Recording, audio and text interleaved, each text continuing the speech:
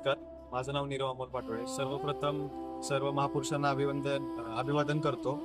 आज चांगलं वाटतंय. आज आपण सर्वजण इथे एक समाज म्हणून एकत्रित ह्या सामाजिक न्याय संघर्ष मोर्चासाठी इथं उपस्थित राहिलो आहोत. मला चांगलं वाटतंय. माझे वडील अमोल अरुण पाटोळे व त्यांचे सर्व सहकारी मित्रांच्या पुढाकाराने आज हा मोर्चा पार पडत आहे. मी आज तुमच्या समोर एक युथ म्हणून बोलणार आहे. मला एक गोष्ट सांगा, 1 ऑगस्ट 2024 रोजी जर सुप्रीम कोर्टच्या 6 बेंचच्या सुप्रीम कोर्टनं जर हा ऑर्डर पास केला असेल की तुमच्या राज्यामध्ये आरक्षण उपवर्गीकरणाचा आदेश तुम्ही अंमलबजावणी करा, इम्प्लिमेंटेशन करा, तर ह्याची इम्प्लिमेंटेशन आपल्या महाराष्ट्र स्टेटमध्ये का नाही झाली? बाकीच्या राज्यांमध्ये जर ह्याची होत आहे तर आपल्या राज्यामध्ये याची इम्प्लिमेंटेशन का नाही झाली? हाच प्रश्न आपण राज्य सरकारला विचारायला आलेलो आहोत. आपला हा लढा कुठल्या समाजाशी नाहीये ना, आपला हा लढा या राज्य सरकारशी आहे. आणि डॉक्टर बाबासाहेब आंबेडकरांनी लिहिलेल्या कॉन्स्टिट्यूशनची रिस्पेक्ट ठेवून त्या कॉन्स्टिट्यूशनल वे मधून आपण हा प्रश्न या राज्य सरकारला विचारायला आलेलो आहोत. आमच्या मागण्या फक्त एज्युकेशनल सेक्टर आणि एम्प्लॉयमेंट सेक्टर मध्येच आहेत. एज्युकेशनल सेक्टरमध्ये का, तर आमची मुलं IAS officer, IPS, IRS, IFS असे बनू शकतात. डॉक्टर, जजेस, लॉयर्स बनण्यासाठी आमचे दरवाजे ओपन होऊ शकतात. आणि राहिला विषय एम्प्लॉयमेंटचा, तर प्रत्येक गव्हर्नमेंट सेक्टरमध्ये आमच्यासाठी किमान 1 ते 2 जागा तरी अवेलेबल होतील.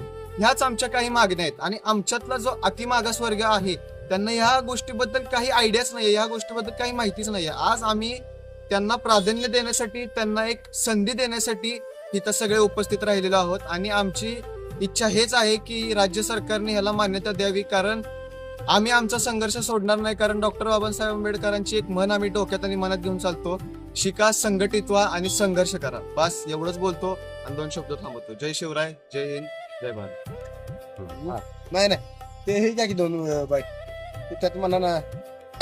सर्वांना जय शिवराय, जय भीम. आज इथं आपण मातंग समाजाच्या मोर्चासाठी इथं जमलेलो सर्वजण. का आज जो मोर्चा झाला मातंग समाजाचा, अख्ख्या जिल्ह्यातून, सातारा जिल्ह्यातून जी मातंग समाज इथं उपस्थित राहिला, त्या मातंग समाजाचं प्रथम मी आभार मानतो. तो आज मातंग समाज स्वतःच्या खर्चातून आपला स्वतःचा वेळ देऊन आज ह्या मोर्चासाठी उपस्थित राहिला, त्याचं प्रथमतः मी आभार मानतो. आणि हा मोर्चा यशस्वी केला त्यांचं हार्दिक अभिनंदन करतो. आणि आपल्या समाजाला कुठंतरी एक न्याय मिळण्यासाठी हा समाज एकत्र आला. हजारोच्या संख्येनं, लाखोच्या संख्येनं समाज इथं एकत्र आला. याचं हे जिवंत उदाहरण आपल्याला दिसलंच आहे. आणि याचं निवेदन आम्ही माननीय कलेक्टर साहेबांना दिलेलं आहे.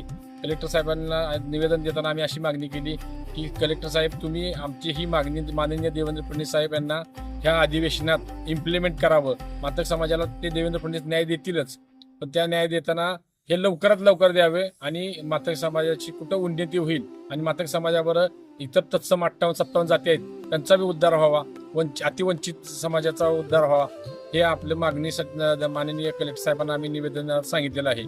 आणि ह्या मोर्चा प्रचंड ताकदीनं मातंग समाजाने यशस्वी करून दाखवला.